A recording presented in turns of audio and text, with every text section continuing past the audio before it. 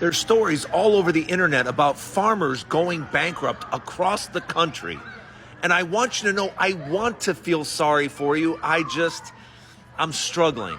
Montana farmers are voicing frustrations over the Trump administration's use of tariffs. During a press briefing, farmers and ranchers highlighted what tariffs are doing to their livelihood. NBC Montana's Bowen West joined the hearing and breaks it down.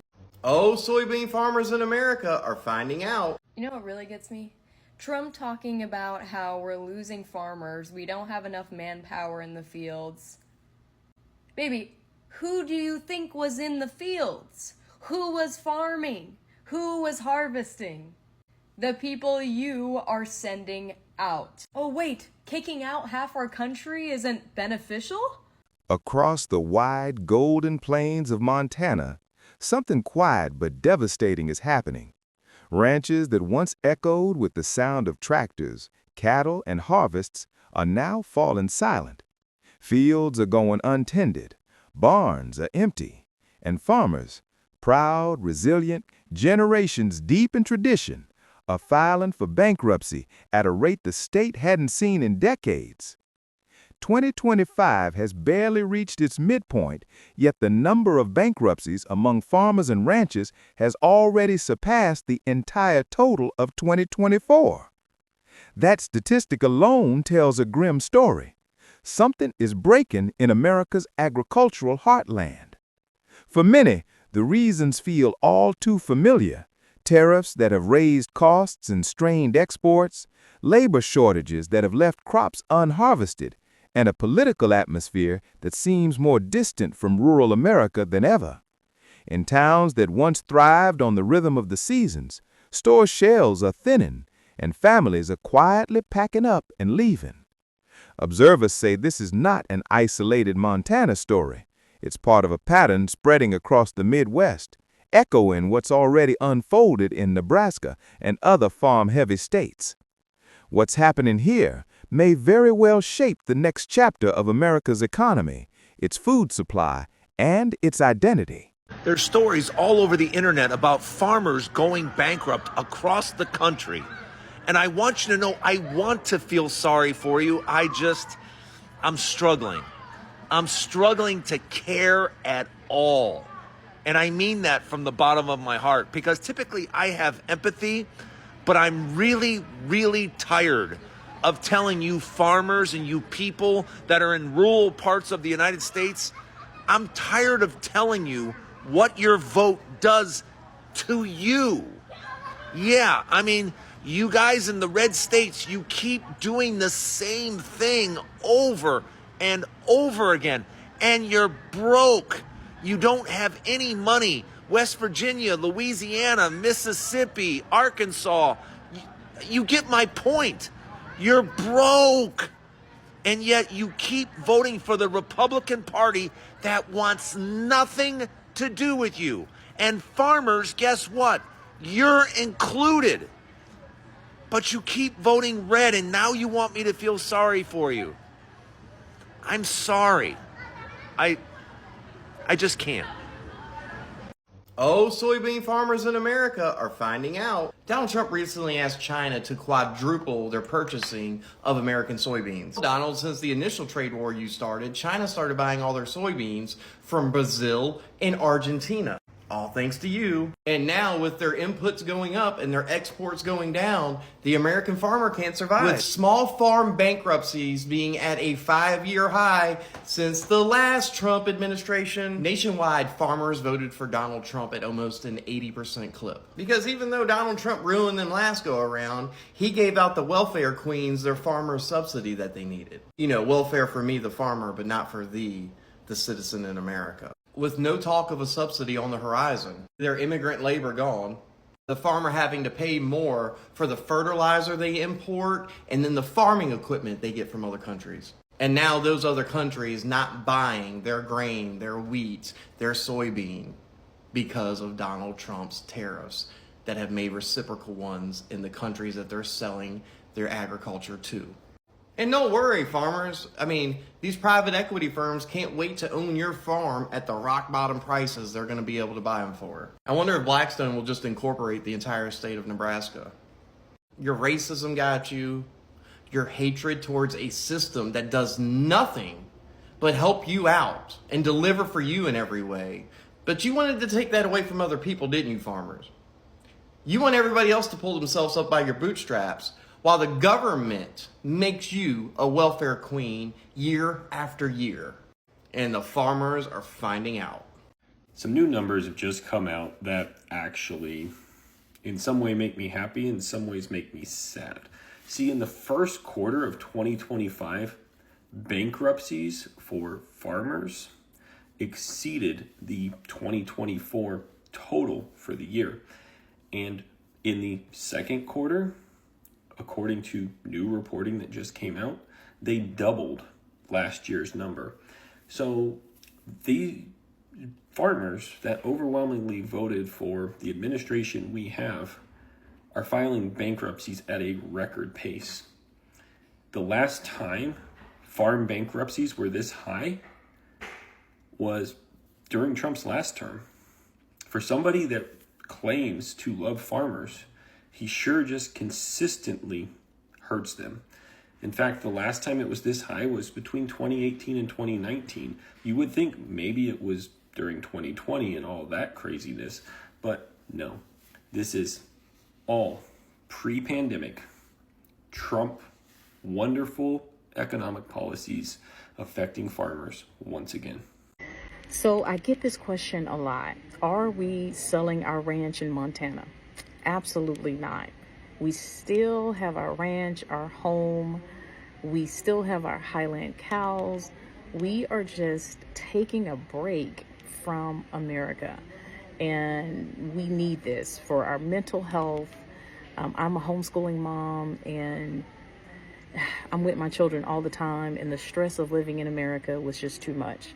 So we are currently living abroad, and I have taken everything that I've done over my 2 years of research of other countries and our traveling and put it in this guide that you can get right here on how you too can live abroad. But we will always have our ranch in Montana. It is in a trust, and we do want to keep a home in America. Thank you for your question. 1. The numbers tell a worrying story. In Montana, bankruptcy filings among farmers have climbed to levels not seen in years. Reports indicate that costs for essentials like fertilizer, machinery, and feed have soared due to tariffs on imported goods. At the same time, retaliatory measures from trade partners have cut off key export markets for Montana's beef, barley, and wheat. That double impact, rising costs at home, fewer buyers abroad, has created a squeeze too tight for many small and medium farms to survive. And when the margins are thin to begin with, one bad harvest or a labor shortage can be the difference between stability and foreclosure. 2. Labor shortages deepen the struggle. The situation has been made worse by a severe shortage of workers. Many Montana farms rely heavily on immigrant or seasonal labor, but with stricter immigration enforcement and widespread fear of ICE raids, that workforce has dramatically declined. Without enough hands in the fields or on the ranches, harvests are delayed and livestock operations fall behind. Some farmers say they can't even find locals willing to take the jobs. The work is tough, the pay modest, and the conditions unpredictable. Economists note that this loss of labor is one of the biggest unspoken factors driving rural bankruptcies nationwide. 3. Historical echoes and economic risks. To many, this moment feels eerily familiar. The 1980s farm crisis, when high interest rates and collapsing crop prices forced thousands into bankruptcy, still looms large in rural memory. But this time, the storm looks different. It's not just debt. It's not just prices. It's a tangled web of global trade tensions, workforce disruptions, climate instability, and economic uncertainty all at once. Analysts warn that if the trend continues, agriculture will consolidate even further, meaning more family farms will vanish and more land will fall under corporate or foreign ownership. 4. Politics and perception. Politically, this crisis has become a lightning rod. Many of the regions most affected by farm bankruptcies are areas that strongly supported Trump and the America First agenda. For that reason, the situation has drawn sharp commentary online. Some see this as an unintended consequence of the very policies those communities voted for, leading to the now viral phrase, FAFO season. But others argue that the issue transcends politics. They point out that farmers of all affiliations are struggling under the same global pressures. The crisis, they say, is less about blame and more about a growing divide between the policy decisions made in Washington and the daily realities faced by the people who feed the nation. 5. The broader implication: food security and sustainability. Beyond Montana, this crisis raises a national question. What happens when America's family farms can no longer survive? If small farms keep vanishing, control of U.S. food production will continue to shift to large agribusinesses. While that may keep supermarket shelves stocked for now, it also means fewer independent producers, less diversity in crops, and higher consumer prices when supply chains falter. Economists warn that the loss of family farms isn't just an economic issue, it's a food security issue. A nation that depends too heavily on industrial agriculture or imported goods risks losing the flexibility that once made its food system resilient. So now y'all check this out. Montana's farmers, Montana, said they ain't gonna make it. Said they finna have to close their farms down. First Nebraska, now Montana. Y'all think it ain't finna get real? And California. You gotta remember, 97% of the country get tomatoes and stuff from California. We get a lot of stuff from California. Can you imagine, yo? And let's be realistic here. In the next 30 to 60 days, no produce on them shelves. No produce on the shelves, y'all. Think about it. If they have to bankrupt, they got to file for bankruptcy in the next 30 days. That means they got to sell everything. If you got Nebraska and Montana and California probably be straight though a little bit. But the rest of them, it's over with. Montana done. I know right now, people, it's hard to find some joy in some things, but what I find joy in is I just watched a video on Montana where the Montana farmers are going bankrupt. I think the state voted 100% districts to what's going on now, so fuck them. And then I look at Nebraska and see all the farmers crying about how they're losing everything, and then I look at Nebraska and how much they voted for this and how the farmers endorsed all this, and I say, fuck them.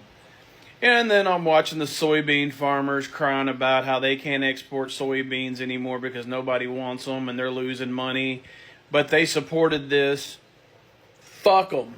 Then I saw a video on vegetable farmers in Alabama that all their crops are going rotten because they don't have anybody to work the fields, but they voted for this, so fuck them. You all got what you voted for. Fuck you. We tried to tell you.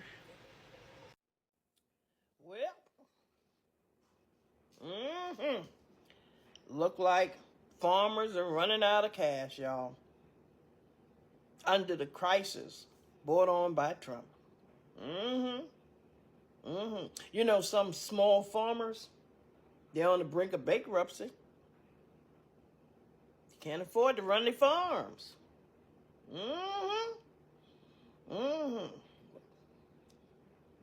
Well, they ain't got to worry. Because J.D. Vance is there, you had to buy up that fucking land. That's what they wanted from the beginning. That's my opinion. They wanted to boot some of the farmers out so they can buy that land. They wanted their land. It's a goddamn shame that the farmers didn't see it coming. Goddamn shame. Yeah, they didn't see it coming. If they had this, you know, did a little more research, especially on J.D. Vance. He want that goddamn land. He want their land. That's my opinion. But if they had took the time and did some research, I think they wouldn't have voted Trump. But that's my opinion. Oh well. They lose the land, they lose their land. What's happening in Montana isn't just a story about numbers, bankruptcies, or political divides. It's the story of a country standing at a crossroads, where policies, global markets, and human lives all intersect. In the middle of it all are America's farmers, men and women who rise before dawn, who measure time not by months but by seasons, who plant in hope and harvest in faith. And today, that faith is being tested like never before. This crisis is asking hard questions. Can the United States continue to call itself self-reliant when its farmers are going broke? Can it feed its own people when family farms are disappearing faster than ever? And can a nation truly prosper when those who grow its food are left behind? For some, this is a lesson in cause and effect. For others, it's a warning that no one, no matter their politics, can escape the consequences of economic imbalance. But for everyone, it's a reminder that agriculture isn't just another industry, it's survival. So what do you think? Is this a cycle of politics coming full circle, or a wake-up call for better national planning? Let us know in the comments below.